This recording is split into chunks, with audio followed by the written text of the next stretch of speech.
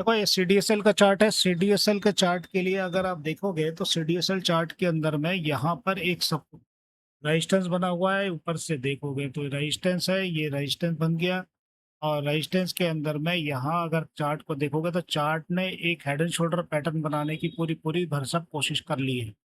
ये head and shoulder pattern है। थोड़ा सा मूवमेंट आने के बाद फिर नीचे की तरफ आएगा। और चार्ट को अगर और ज़्यादा बड़े देखने की स्थिति में है तो आप ये 1 घंटे के चार्ट को देखिए। 1 घंटे का चार्ट आपसे ये कहता है कि यहाँ पर एक अच्छा तगड़ा सपोर्ट है। यहाँ पर एक तगड़ा सपोर्ट है। ये सब सपोर्ट यहाँ पर कब टूटेगा? ये सपोर्ट यहाँ पर आने के लिए आतुर बैठा है। पहला सपोर्ट ये है तकरीबन 1100 1200 लगभग 1200 के लगभग आपके पास सीडीएसएल का सपोर्ट है। 1200 सपोर्ट टूटना नहीं चाहिए। अगर 1200 सपोर्ट टूट गया तो टाटा बाय बाय कर लेना फिर बाद में। और एक वन डे के चार्ट में अगर गौर से देखोगे तो वन डे के चार्ट के अंदर में सारी चीज मिटा लो बैठा लो तो वन डे के चार्ट में लोअर लो बना हुआ आ रहा है। लोअर लो बना हुआ आ रहा है वन डे के चार्ट में। देखो ऊपर से सीधे लोअर लो बनता हुआ आ रहा है, ये देखो। अब वहां से जो लोअर चला है वो अगर बैलेंस में स्थापित नहीं हुआ तो ये समझ लेना कि ये लोअर यहाँ पर आ जाएगा और 1115 के आसपास तय है बिल्कुल। 1115 चैनल के अनुरूप 1115 आ सकता है, क्योंकि आरएसआई को अगर आप देख रहे होगे तो आरएसआई का ट्रेंड कुछ इस तरह से कहता है कि ये एक हेड एंड शोल्डर पैटर्न है। थोड़ा सा नीचे जाने के बाद ये पैटर्न यहाँ रुकेगा।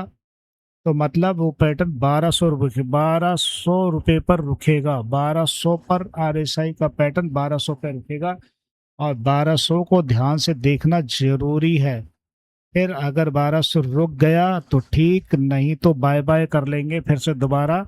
और कान पकड़ लेंगे कि 1115 दोबारा से आ जाएगा। वीकली चार्ट में अगर इस हिसाब से वीकली को आप देखोगे तो वीकली चार्ट ही इसका कमजोर है। जब तक ये 200 मूविंग एवरेज, जैसे कि ध्यान से मैंने बताया है कि 1000 के पास टच करने की कोशिश करे। लास्ट सपोर्ट है इसका ये, बस ये 1000 का सपोर्ट लास्ट है। इसके बाद थोड़ा धुआं धक्कड़ ज़्यादा हो जाएगा। इसलिए आपने अपनी पोजीशन को संभाल के रखना। और यहाँ से ही अपसाइड मोमेंट में अगर मार्केट जैसे ही सही हुआ तो समझ लेना कि ये मार्केट उछलता हुआ तेजी से जाएगा। आरएसआई को अगर गौर से देखोगे वीकली चार्ट में भी, तो वीकली चार्ट के अंदर में भी यहाँ पर नीचे की ट्रेंड नीचे ही दिखा रहा है। बस इसको टच करता हुआ नहीं जाना चाहिए। बाकी आपको सीडीएसएल के बारे में कुछ और जानकारी।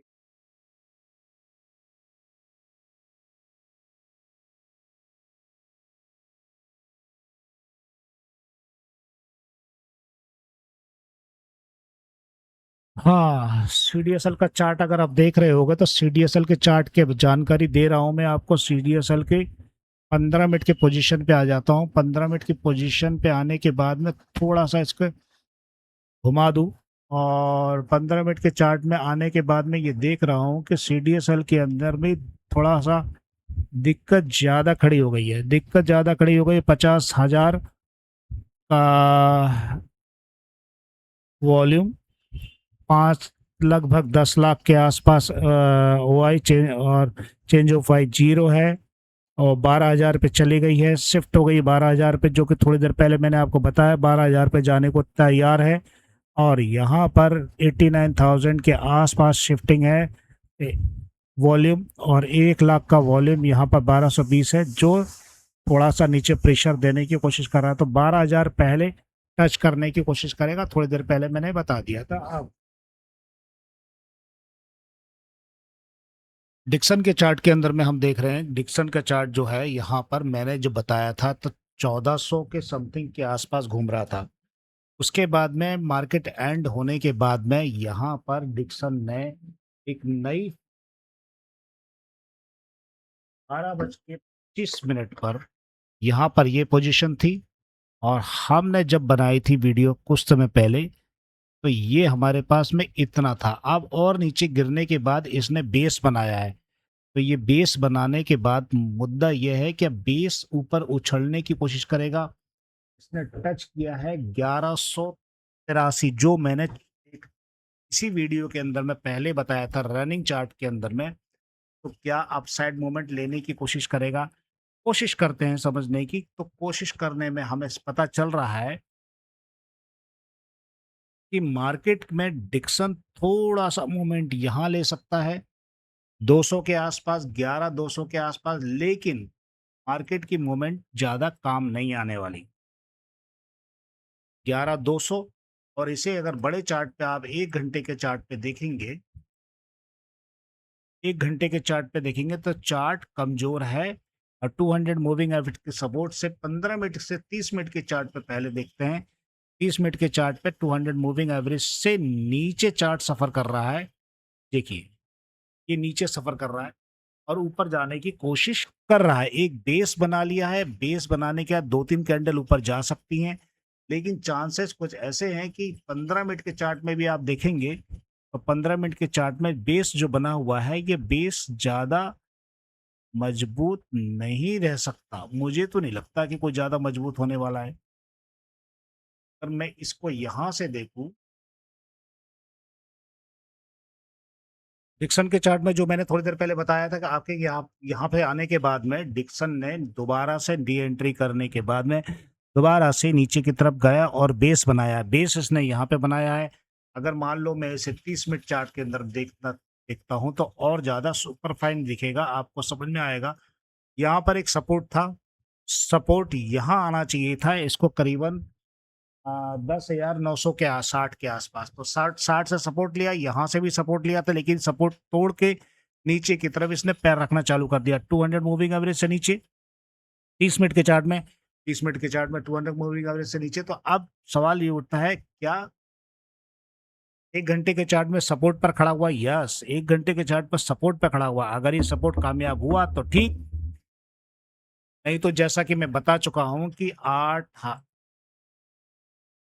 जैसा मैं बता चुका, ये देखिए, ये सपोर्ट है और नीचे की तरफ अगर आप देखेंगे तो लास्ट इसका सपोर्ट, डिक्सन का सपोर्ट यहाँ पर है, ये,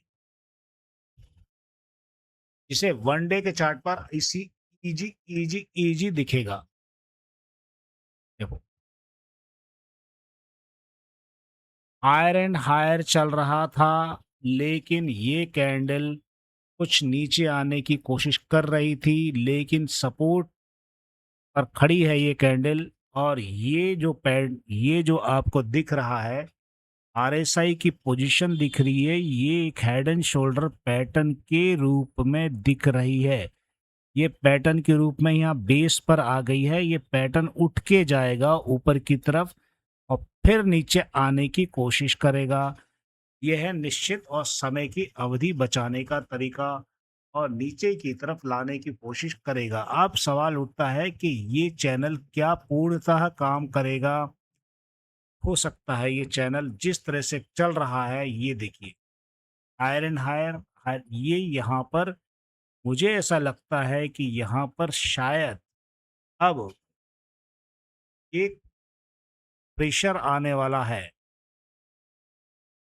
ये आरएसआई का रेजिस्टेंस है और यहाँ पर भी आप आरएसआई का कैंडल का रेजिस्टेंस देख रहे होंगे। तो पिछला दबाव यहाँ से पड़ा था, पिछला दबाव यहाँ से पड़ा था, शायद इस दबाव को हम यहाँ से मानेंगे तो निश्चित है कि हो सकता है कि इस सपोर्ट को ये तोड़ते हुए नीचे की तरफ निकल जाए।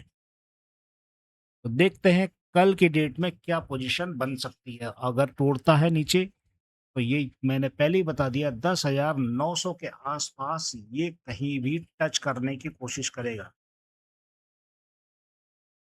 11,000 ही मान लेते हैं पहले, 11,000 के आसपास नीचे टपकने की कोशिश करेगा। ठीक है जी। और इसके अगर ऑप्शन चेन अब जो देखेंगे, सुबह हमने जो ऑप्शन चेन ट्रैक की थी वो ट्रैक, और अब मार्केट बंद हो गया है 11,200 पर।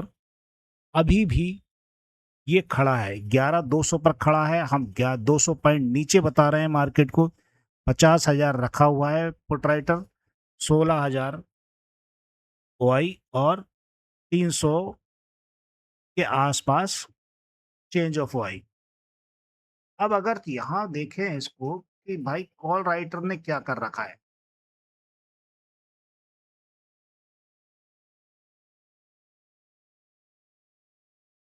कॉल राइटर 54,000 है, यहाँ 50,000 put writer, call writer 16,000 OI और 16,000 ओआई दोनों बराबर equal to 10,000, 10,000 change of OI. तो मतलब इसका मतलब है 11,200 से नीचे आपको धक्का मारने की 11,000 पे रखने के तैयार है। 3 लाख के आसपास ओपन इंटरेस्ट यहाँ रखा हुआ है पुट राइटर का, और 23,000 यहाँ रखा हुआ है। तो मतलब ये मतलब 3 लाख जो सपोर्ट लेने की कोशिश कर रहा है, तो यहाँ पर आपको 11,000 चलने के लिए तैयार है और निश्चित है कि 11,000 लेके जाएगा, ये बात तय है बिल्कुल।